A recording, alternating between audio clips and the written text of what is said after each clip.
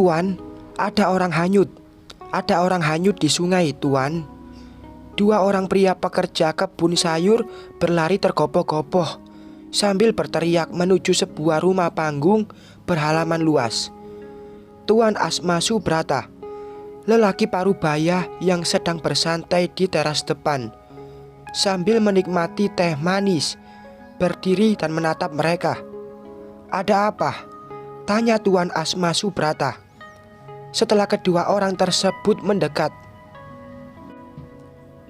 Dengan nafas terengah dan gugup, kedua orang itu bicara bersahutan.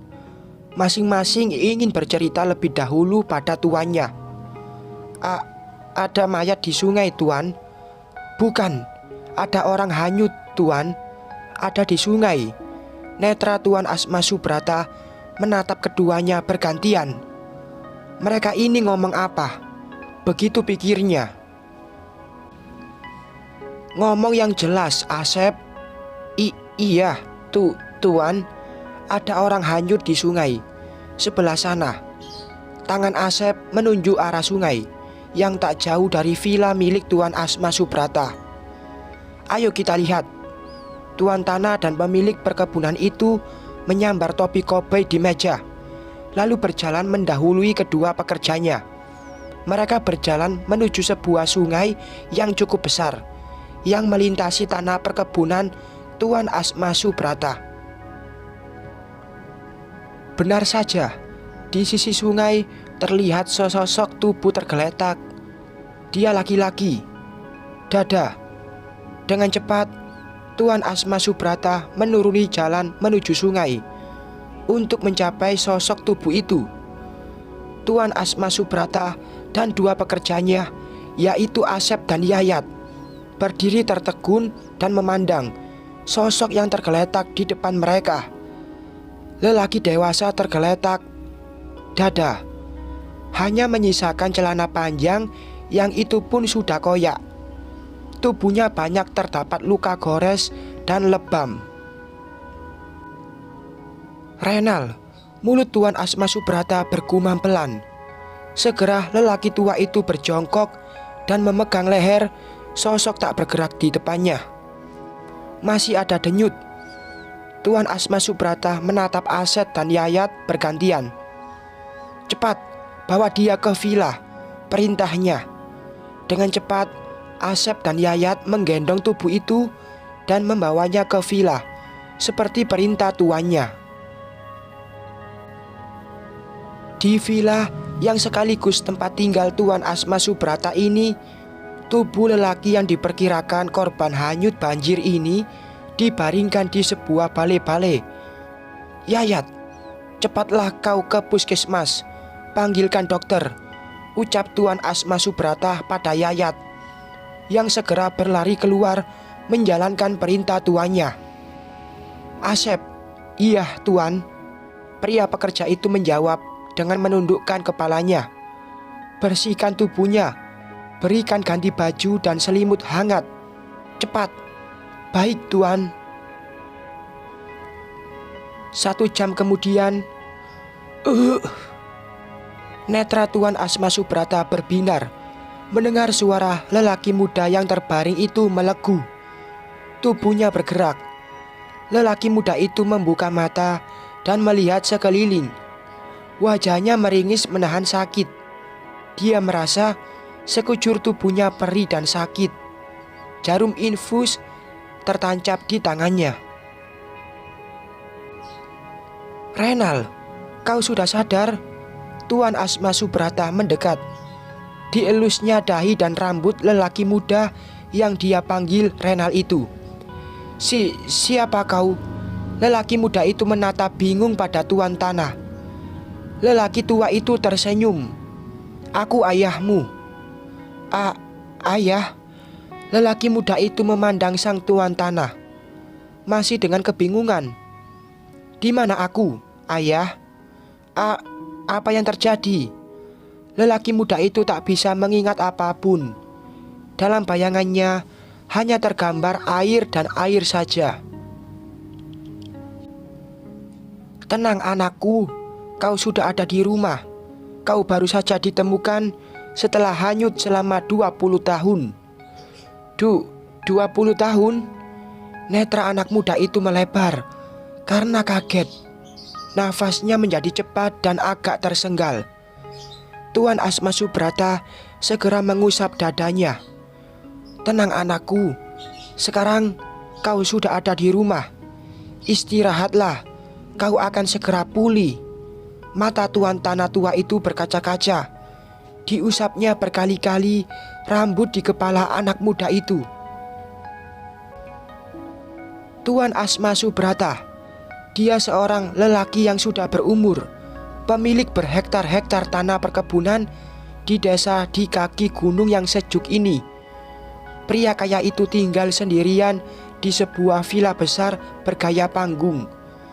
Di sekeliling villa terdapat aneka tanaman sayur dan buah-buahan yang tertata asri.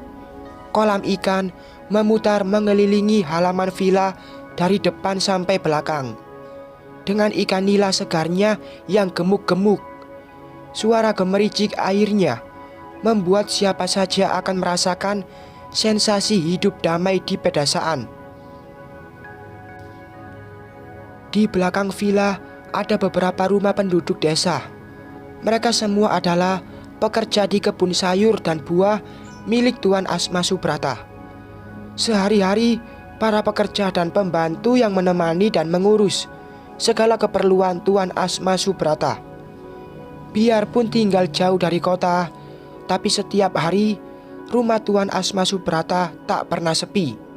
Ada saja pengunjung yang datang untuk melihat-lihat atau bahkan berbelanja sayur dan buah organik dari kebun miliknya. Di samping memiliki agrobisnis, Tuan Asma Subrata juga membuka usaha agrowisata. Karena keduanya masih berhubungan. Tak hanya itu, Tuan Asma Subrata juga menjalin hubungan bisnis dengan para pengusaha hotel, rumah makan, dan penyedia bahan makanan organik lainnya. Mereka, para pengusaha itu, membeli hasil perkebunan Tuan Asma Subrata. Begitulah, meski hidup terpencil, tapi nama Tuan Asma Subrata tetap dikenal di kalangan pengusaha di kota. Penduduk sekitar mengenal Tuan Asma Subrata sebagai sosok yang dermawan. Dia banyak membantu kehidupan ekonomi mereka. Di samping digaji, mereka juga boleh mendapatkan hasil panen. Sehari-hari mereka tidak kekurangan makan. Sebenarnya Tuan Asma Subrata mempunyai keluarga. Dulu dia mempunyai seorang istri dan seorang anak laki-laki. Sebuah bencana alam telah menghilangkan nyawa keduanya. 2 hari berturut-turut hujan deras mengguyur desa tempat tinggal Tuan Asma Subrata dan keluarganya. Di hari ketiga, mendadak suasana menjadi cerah. Matahari mengintip dari balik awan. Sinarnya yang keemasan menghangatkan bumi. Renaldi, anak lelaki satu-satunya Tuan Asma Subrata yang saat itu baru berusia 8 tahun, mendadak ingin bermain di sungai yang mengalir deras di belakang villa. Melihat cuaca yang cerah, Tuan Asma Subrata mengizinkan. Ditemani ibunya, Renal, begitu dia biasa dipanggil, berjalan menuruni jalan dengan bebatuan yang tertata menuju sungai. Kedua orang, ibu dan anak itu, tampak bersenang-senang dan menikmati bermain air di sungai. Sesekali mereka berteriak, memanggil Tuan Asma Subrata yang mengawasi dari atas. Di teras belakang villa panggung mereka, Tuan Asma Subrata hanya membalas dengan senyum dan lambaian tangan. Entah mengapa, pagi itu dia enggan bermain bersama anak dan istrinya. Suara deras air yang semakin bergemuruh kencang membuat Tuan Asma Subrata curiga. Terlambat, saat dia melihat ke sungai, dari arah hulu datang air bah setinggi rumah. "Renal, Hanifah!" Tuan Asma Subrata berteriak kencang, memanggil nama kedua orang tersayangnya. Keduanya tak menyadari banjir bandang menerjang dan menghanyutkan kedua ibu dan anak itu seketika. Menyaksikan anak dan istrinya yang seketika lenyap diterjang banjir bandang membuat Tuan Asma Subrata kalap. Dia berusaha berlari menuruni jalan bebatu dan menuju sungai. Banyak orang segera tiba. Mereka memegangi tubuh Tuan Asma Subrata dan mencegahnya berlari ke sungai yang masih meluap itu. Tuan Asma Subrata berontak. Dia menjerit, meraung, memanggil nama kedua orang terkasihnya, Renal dan Hanifah. Hingga akhirnya dia lemas, tubuhnya lunglai dan terjatuh. Tuan Asma Subrata pingsan. Polisi dan tim besar didatangkan. Seharian mereka menyusuri sungai, mencari sosok tubuh Renal dan Hanifah, hidup atau mati. Menjelang malam, sekitar jam 7, tim besar menemukan sesosok jasad manusia. Tubuh tak bernyawa itu adalah Hanifah, istri dari Tuan Tanah. Hancur hati Tuan Tanah itu mengetahui istrinya ditemukan dalam keadaan meninggal. Pencarian dilanjutkan. Tim besar masih mencari keberadaan Renal, anak lelaki Tuan Asma Subrata. Tapi hingga jasad ibundanya dikebumikan, Renal belum diketemukan juga. Terbesit harapan di hati Tuan Asma Subrata. Dia yakin anaknya masih hidup. Tim besar bekerja keras mencari. Mereka menyusur, menyelam, tidak hanya di sekitar sungai desa ini saja, tapi mereka mengikuti arus hingga berkilo-kilometer jaraknya. Hasilnya nihil. Jasad Renal tak pernah ditemukan. Batas waktu pencarian tim besar selama 14 hari habis sudah. Mereka menghentikan pencarian. Renal dikatakan hilang, hanyut terbawa arus banjir bandang. Tuan Asma Subrata sangat kecewa.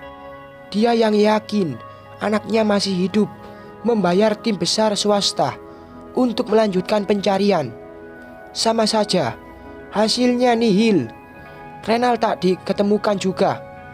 Tuan Asma Subrata dilanda kesedihan mendalam. Dia tak pernah meninggalkan villa, berharap anak lelakinya akan kembali. Setiap pagi, dia duduk melamun, memandang sungai di belakang villa. Tapi Renal tak pernah datang. "Ayah, bolehkah aku bekerja di kota?" Sore itu, Renal bertanya pada ayahnya. Tuan Asma Subrata yang sedang bersantai di ruang depan villa. "Apa kau tidak betah di sini, Ren?" Tuan Asma Subrata memandang anaknya. "Aku ingin suasana baru, ayah. Aku ingin ke kota," jawab Renal merayu. Tuan Asma Subrata menghela nafas. "Baru setahun kau bersama ayah. Sekarang kau sudah ingin meninggalkan ayahmu?" "Tidak, ayah." Renal mendekat dan memeluk ayahnya. "Aku janji akan sering pulang menengok ayah." Akhirnya, Tuan Asma Subrata mengizinkan putranya pergi ke kota untuk bekerja. Sebelumnya, Tuan Asma Subrata mengurus dokumen dan identitas baru untuk Renal.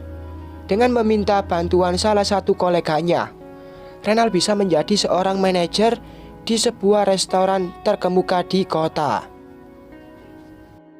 Bersambung.